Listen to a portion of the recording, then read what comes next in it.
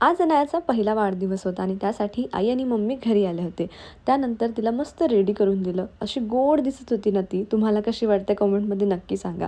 ती पण एकदम हॅपी खेळत होती. मम्मींसोबत तिने ना आज मस्त आरती केली, पूजा केली आणि तिने सगळं काही खूप एन्जॉय केलं फॅमिलीसोबत.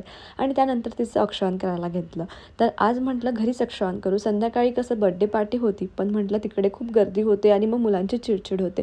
म्हणून आम्ही तिघींनी मिळून 5-10 औक्षण घरीच करून घेतलं आणि ती तर इतकी एन्जॉय करते.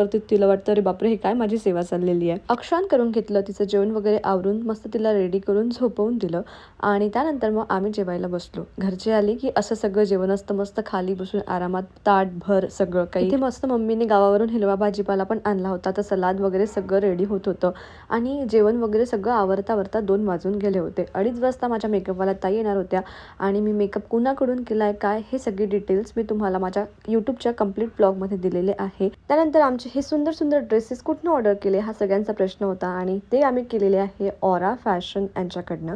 त्यांचा पेज मी खाली मेन्शन केलेला आहे, नक्की चेकआउट. मग त्यानंतर आम्ही निघालो कॅफेमध्ये जायला. एका कॅफेमध्येच आम्ही बर्थडे केला होता. फार मोठं नाही पण छोटंसं सेलिब्रेशन होतं आमचं. पहिला वाढदिवस असल्यामुळे मुलांची खूप चिडचिड होते, म्हणून आम्ही छोटं सेलिब्रेशनच ठेवलं होतं. हे जे छोटंसं ब्युटिफुल डेकोरेशन तुम्ही बघताय हे कुणी केलं आहे ते सगळं काही मी खाली मेन्शन केलेलं आहे. केक खूप जास्ती टेस्टी होता. हा होममेड केक होता आणि सगळ्यांना तो खूप आवडला. त्याचे डिटेल्ससुद्धा खाली मेन्शन केलेले आहे. यूट्यूबच्या कंप्लीट ब्लॉगमध्ये सुद्धा आहे. तुम्ही बघितला नसेल तर नक्की चेकआउट करा.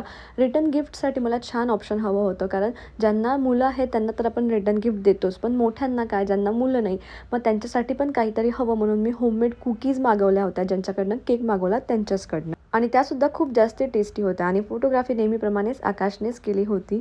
तर असा झाला अनायाचा बर्थडे. त्यानंतर आम्ही घरी आलो आणि हे प्रियंकाचं स्पेशल गिफ्ट आम्ही ओपन केलं. ते आम्हाला खूप जास्ती आवडलं. चला मग भेटूया पुढच्या व्हिडिओमध्ये. तोपर्यंत बाय.